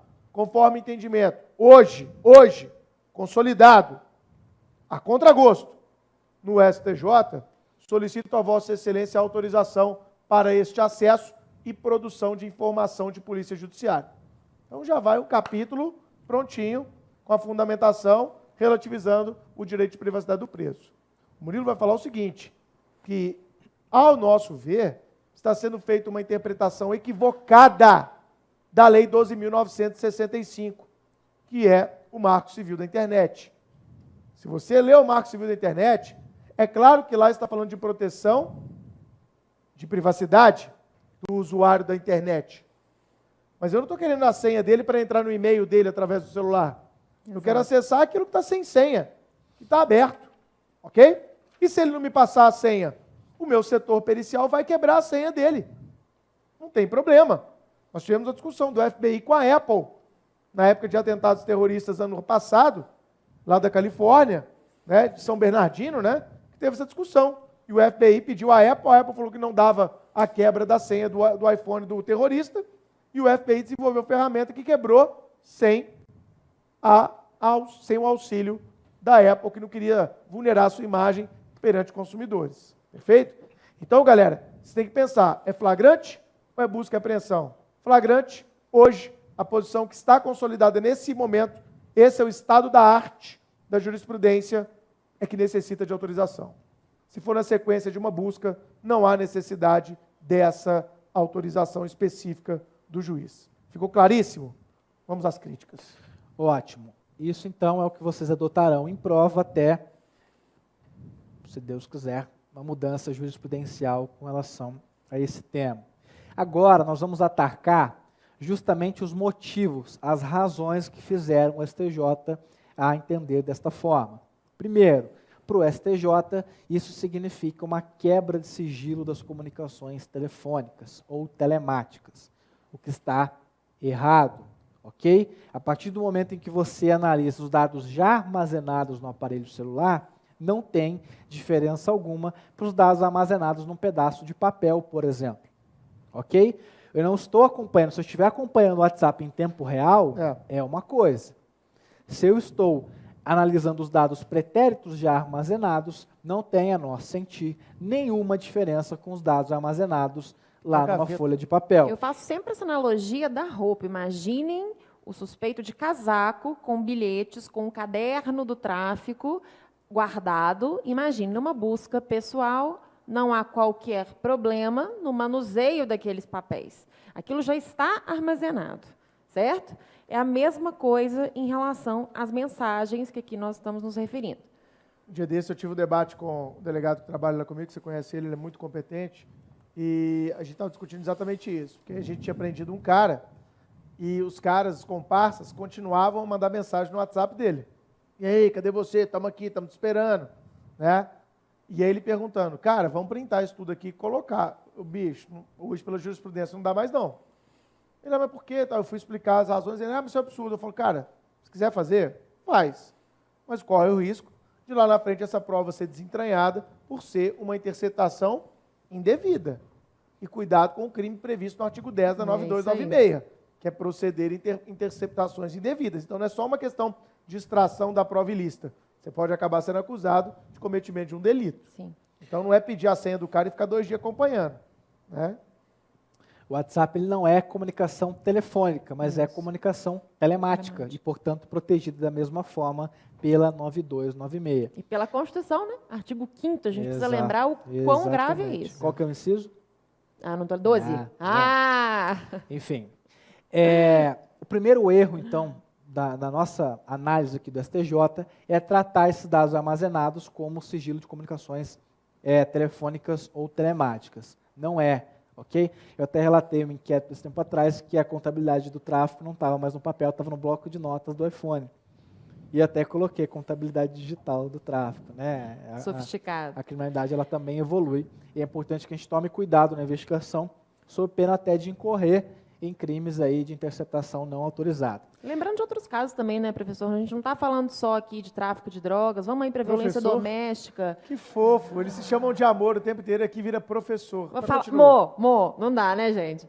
Voltando aqui, ursinho, ela me chama de voltando aqui, a questão da violência doméstica. Eu que já trabalhei no plantão de violência doméstica durante 8 meses, assim, ininterruptos, de muito aprendizado, isso é muito claro. Ameaças. Muito. As ameaças, às vezes antes do cometimento de um homicídio mesmo, aquele logo após, né, que a gente pega depois, e aí já tem todo um histórico, verifica-se o celular, é muito claro. Então, às vezes, um flagrante não é feito por conta... Na época era muito fácil a gente fazer isso. Hoje, se eu estivesse, por exemplo, nessa função, não seria possível. É. Então, pensem vocês nas consequências práticas. Imagina, ao invés de pedir uma medida contra o agressor, primeiro você tem que pedir Acabou, uma já matou a medida mulher. de acesso ao telefone. Já matou, Aí o juiz acabou. vai demorar 2 semanas para te devolver Exato. aquela decisão que você pode acessar. Já morreu. Aí, Não dá. cadê a efetividade do direito? A galera É. tem que pensar um pouco nisso também. A medida protetiva de urgência. No porque a gente processo civil se pensa tanto nisso e no processo civil a efetividade tantas Não vezes é é. negligenciada. Né? Pois é. Então, pensem aí globalmente. Tem uma coisa que os alunos não podem confundir quando a gente fala em prova, é importante que vocês, fundamental que vocês entendam, de acordo ali com o entendimento da jurisprudência. Agora, nada impede que você defenda. Você não vai colocar só a posição na prova. Quando a gente fala que defenda a carreira, não quer dizer que você vai dizer, segundo o STF, STJ, jurisprudência mais moderna, assim, assim, assim, assado. No outro giro, no entanto, e aí defender ali, vestir a camisa de delegado de polícia, porque isso mostra a sua pertinência temática, a sua vontade de pertencer àquela carreira. Isso, não duvide, conta pontos, contou na minha prova, conta pontos para você. E o conhecimento da jurisprudência, Sem né? dúvida, sem dúvida. Infelizmente, a jurisprudência é nesse sentido, o que prejudica as atividades do delegado, mas enquanto delegado nós temos que seguir os precedentes jurisprudenciais, o que não impede de você tentar mudar isso através de artigos doutrinários, palestras, né? Aprovação de projeto de lei em sentido contrário, e por aí vai. E aqui é importante, né, só fazendo um fecho nessa questão, é importante que a jurisprudência acompanhe a evolução tecnológica também aí na repressão dessas atividades. A gente sabe, você está lá interceptando um alvo, aí, ele vai ligar para o cara, aí você vai lá, agora, ele, mandei um áudio aí, escuta aí. Desliga o telefone, você fala, filho da puta. Aí entra em outra polêmica, que são as empresas de tecnologia que alegam que não tem foro no Brasil, não tem domicílio no Brasil e que, portanto, não se submetem à lei brasileira, como WhatsApp, Facebook, Seu ofício vai para o Vietnã. Uber. Não é fácil ser delegado. Resumindo isso tudo, não é fácil. Respira fundo e vê se você quer mesmo, tá? Porque o negócio não é fácil. É claro, a gente brinca, é gratificante, é fantástico, você muda a vida das pessoas, mas não é fácil. Esteja pronto desafio. aí para assumir um grande desafio. Isso. Para finalizar nossa crítica aqui ao STJ, o segundo argumento do STJ é que o Marco Civil da Internet, a lei lá, você que sabe de cabeça, 12.965 de professor de 14. civil tem que saber, né? Diz que lá há, no artigo 7º, inciso 3º, a inviolabilidade e sigilo de suas comunicações privadas armazenadas, salvo por ordem judicial. O que o Marco Civil da Internet quis dizer com isso, professor Bruno? Armazenado onde? No celular? Eu acredito que é no provedor, porque ele trabalha com a questão de provedores de internet e a proteção do consumidor de internet face aos provedores. Quando você faz uma interpretação teleológica do marco, isso para mim me parece claro, até minha dissertação de mestrado foi a respeito disso. Eu acho que quando você faz uma interpretação teleológica do marco, você vê que ele está tentando regrar a relação dos usuários da internet com os provedores de internet o tempo inteiro. Então, ele está querendo dizer o que para o provedor? Você não pode sair por aí vendendo dados. Se eu fui lá, me cadastrei em qualquer tipo de provedor, no Facebook, agora eu tenho uma conta no Facebook, ele não pode chegar e vender para uma empresa todo aquele cadastro de dados pessoais que ele tem. Ok? Eu acho que essa é a ideia. Ele não pode, por exemplo, fornecer ao delegado de polícia o que está armazenado no direct do Instagram. Ele não pode fornecer ao delegado de polícia o Messenger. Ele não pode ofertar ao delegado de polícia sem autorização judicial os dados constantes dentro de um e-mail. Então, eu acho que essa autorização judicial que aí está sendo dita é um recado para os provedores e não para as autoridades, como a autoridade policial. Então, essas críticas que a gente fez aqui a esse entendimento do STJ vai justamente ao encontro, a favor do posicionamento constitucional, a nosso sentir, inclusive das decisões em que o Supremo Tribunal Federal já proferiu nesse sentido. Uma coisa é a comunicação dos dados, outra coisa são os dados em si. Então, anotem que fique bem claro para vocês a posição jurisprudencial pacífica, hoje consolidada no STJ, já por várias decisões jurisprudenciais nesse sentido, mas tomem essa pulga atrás da orelha aí para esse entendimento. Vamos esperar que a jurisprudência analise isso de uma forma mais madura e mais técnica, mais jurídica, e haja aí, de repente, até uma mudança jurisprudencial. Cara, e para fechar, então, o último tema que a gente tinha selecionado para vocês hoje, a gente quer fechar esse encontro com 1h30, foi o que a gente se organizou para tanto, estamos quase lá. Vamos falar da questão do TCO, que tem sido muito debatida também no âmbito daquele chamado ciclo completo de polícia, onde a polícia ostensiva poderia lavrar esse TCO, ainda que por uma pessoa que não seja formada em direito, ok? Vamos lá? Vamos. O que acontece hoje na prática no Brasil? Nós temos algumas forças policiais que já realizam, mediante acordos com o Ministério Público. Supralegais. Isso, supralegais. O professor de Direitos Humanos está aqui, recepção de acordos do Ministério Público. Estou nem ouvindo, Deve estou ser uma acompanhando nova... aqui, os colegas, os alunos estão nos acompanhando em tempo real, na sala também, não estou nem ouvindo esse assunto. Deve ser uma nova Vocês podem convenção continuar. internacional. Resumindo, em alguns estados da federação, e infelizmente o estado de Minas já faz parte disso também, que órgãos estranhos à polícia judiciária estão tendo autorização para formalização do termo circunstanciado de ocorrência. Como vocês sabem, o TCO é um procedimento investigativo previsto lá na Lei 9.099 de 95, que se destina a apurar infrações penais de menor potencial ofensivo. Então, por exemplo, chega lá na minha delegacia, é uma vítima de ameaça, uma ameaça simples, e diz, olha, eu quero representar, eu quero dar prosseguimento. Eu vou instaurar um inquérito policial? Não. Instaurarei um TCO, um termo circunstanciado de ocorrência, que tem lá o procedimento sumaríssimo, mais célere, e dali ela já vai sair com a audiência inicial marcada. Então, o delegado de polícia ele instaura um termo circunstanciado de ocorrência para apurar essas infrações penais de menor potencial ofensivo. Nessa busca por poder, ou melhor, nessa busca desenfreada por enfraquecimento de instituições em tese contrárias, o que a gente só lamenta, porque quem perde é a sociedade, o Ministério Público ele fez alguns acordos permitindo, por exemplo, que a Polícia Rodoviária Federal fosse aí titular de termo circunstanciado de ocorrência. Então, lá o patrulheiro da Polícia Rodoviária Federal, o agente de Polícia Rodoviária Federal, ele preside um termo circunstanciado de ocorrência e encaminha isso diretamente ao Ministério Público numa tramitação indireta. Aqui em Minas, recentemente, a Assembleia Legislativa permitiu que a Polícia Militar também presidisse termos circunstanciados de ocorrência. O que eu vou trazer, o que nós traremos a vocês aqui a partir de agora? As medidas que vão aí de encontro, ou seja, contrariamente a esse posicionamento. Por quê? O termo circunstanciado de ocorrência, como disse a vocês, é um procedimento que tem natureza o quê? Investigativa. Qual é o órgão que detém a atribuição de investigação? Polícia Judiciária.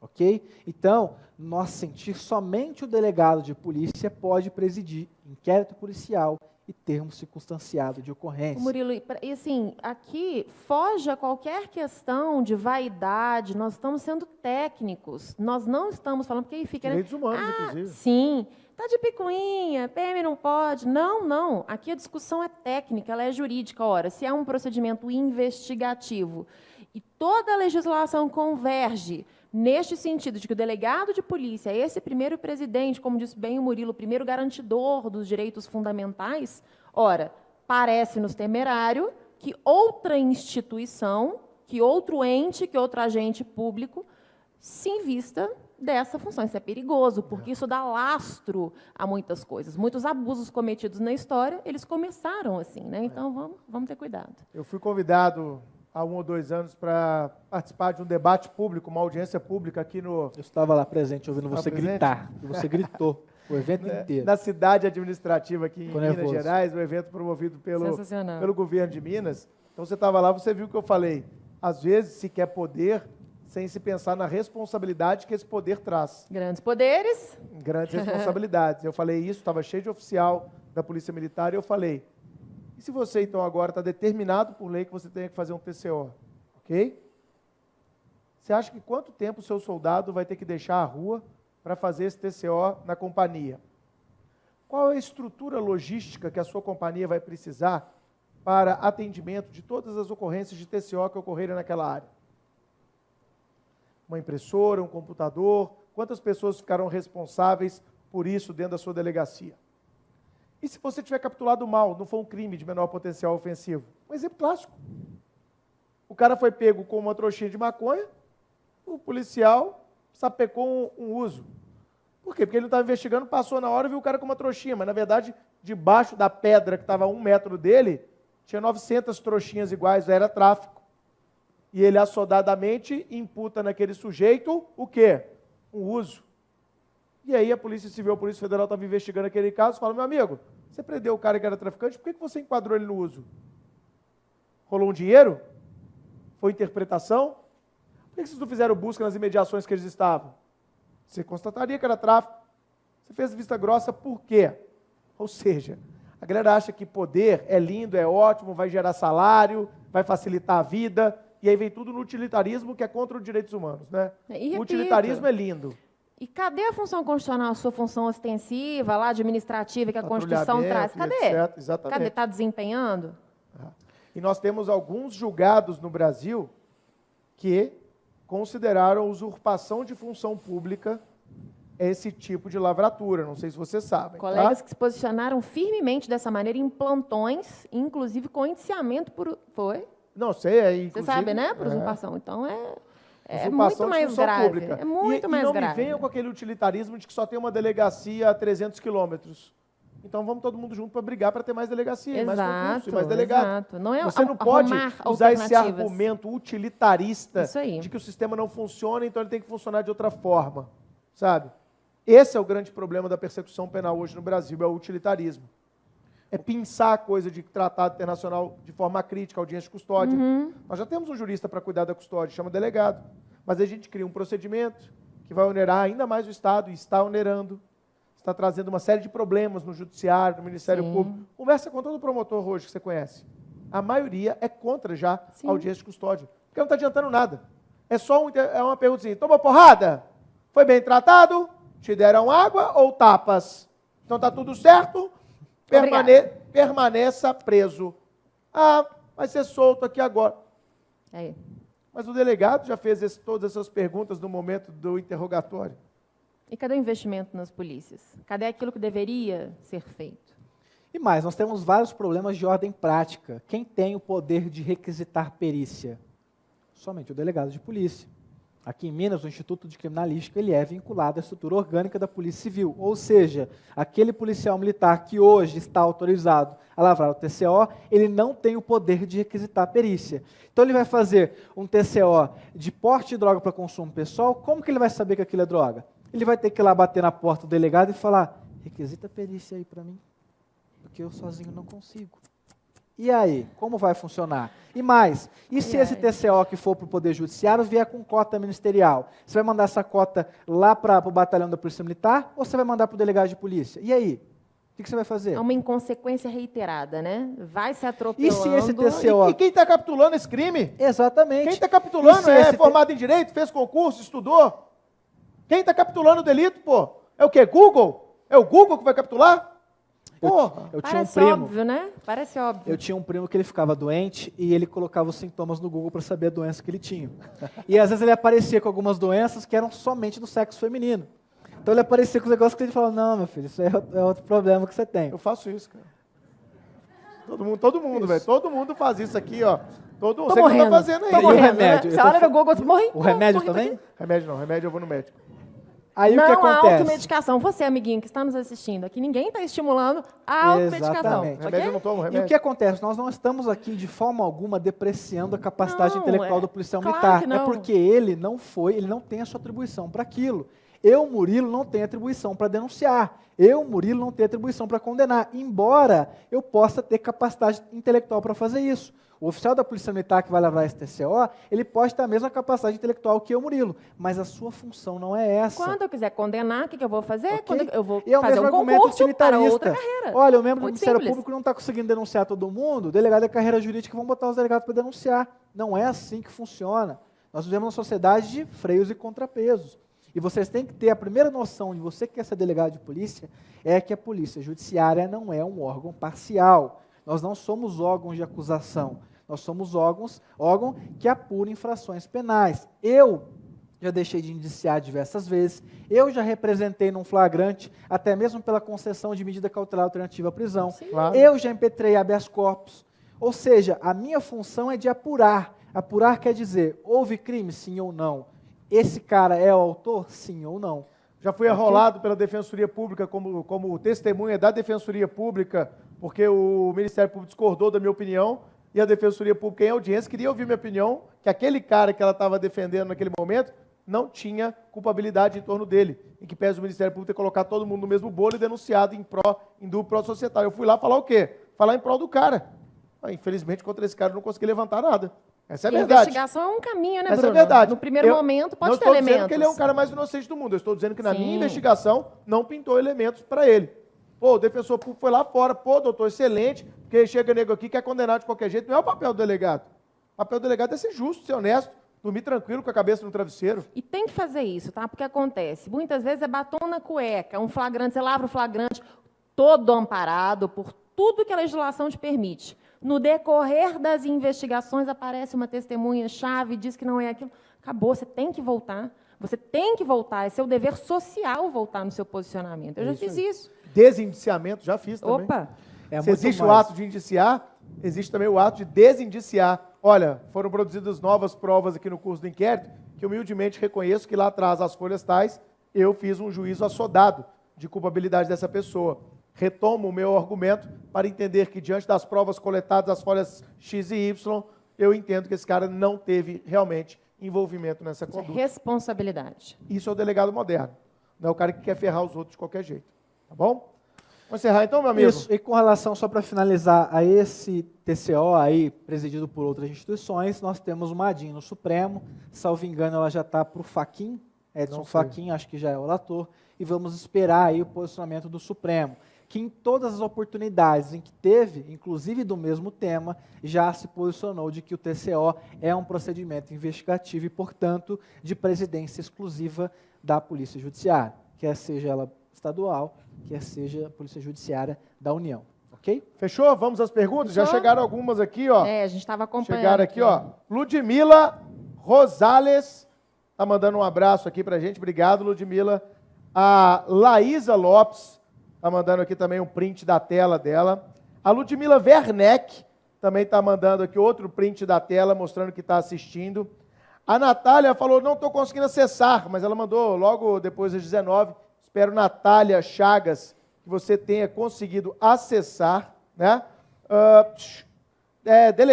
Delegas Piauí, o perfil aqui do Instagram também mandou aqui que estava com dificuldade, mas que depois conseguiu acessar. E no meu celular esgotou, só o pessoal mandando abraço mesmo, nenhuma dúvida. Se quiser mandar, tá online aqui, ó, pode mandar @ZampierBruno, ok? Em compensação, a praga do WhatsApp já está com 150 mensagens para eu ler. Isso é coisa do demo. Esse WhatsApp tem que acabar. Eu não vejo a hora disso. Isso é uma escravidão digital, meus amigos, né? Então, beleza? Alguma pergunta aí? Não? Não, também os elogios, os agradecimentos. Pessoal até do presencial, né? Postando foto. A galera do presencial postando fotos. Se alguém tiver aí alguma dúvida, quiser bater um papo aqui, ou depois, a gente está à disposição. Bom, galera, se você ficou com alguma dúvida desse bate-papo, quer perguntar alguma outra coisa sobre a Polícia Judiciária, manda pra gente a sua mensagem, mande nos perfis da Elise e do Murilo, Elise e Murilo Delta, em Delta, ou mande para mim no @ZampierBruno, a gente está em todas as redes sociais para atender vocês, ok? Só um parênteses, esse conversa com o delegado, ele vai acontecer outras vezes ao longo desse semestre, como aconteceu durante o ano de 2016 inteiro, e esse conversa com o delegado faz parte da turma Delta Pro. Para quem é aluno da turma, sabe já, né? É Rodrigo, né? Rodrigo já sabe que a Delta Pro foi feita para aquela galera que já está um pouco mais casca grossa. Aquela galera que já fez um regular com a gente, aquela galera que já está estudando há mais tempo, como o Thiago, como o Ricardo, também já foi aluno nosso aqui de DPF. Enfim, essa galera que já está aí maturando melhor os seus conhecimentos. Então a gente fez 75 horas de aulas inéditas com vários professores indo lá no pré-sal sobre temas relacionados à Polícia Judiciária que podem cair no concurso.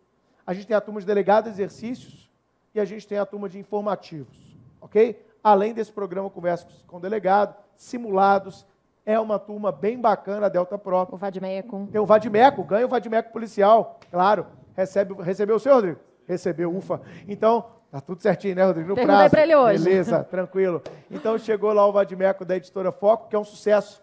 Recebi Quem uma não ligação. conhece, Editora Foco, Vadimeco policial, todo anotadinho aqui pelos professores do Supremo, não tem igual. As principais leis que Pode caem procurar.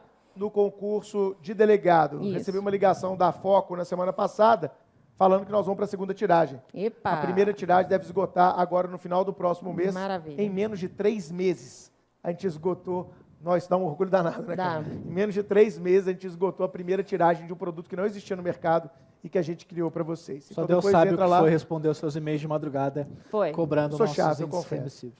Então, pessoal, o VAT Policial está à disposição na editorafoco.com.br. Se vocês quiserem comprar ou se inscreverem na turma Delta Pro e ganharem na sua casa esse VAD, o VAD está junto com essa turma que a gente convida vocês com todo carinho a cursar. Mais um, é uma turma de delegado do Supremo, que hoje, temos muito orgulho em falar isso, é a referência nacional em preparação para delegado. Nós somos o único curso do Brasil que preparou para delegado federal, delegado de Minas, delegado de Santa Catarina, delegado do DF, delegado de Pernambuco, delegado de Goiás, delegado do Pará, delegado do Mato Grosso, delegado do Acre, o único curso do Brasil. Então a gente sabe o que a gente faz e a gente está nessa pegada muito forte e tendo um reconhecimento muito lindo, muito bonito, muito honesto dos nossos alunos, o que nos deixa muito satisfeitos e muito felizes. A gente fez as contas semana passada, eu vou contar em primeira mão, isso vai vir numa publicidade nos próximos dias.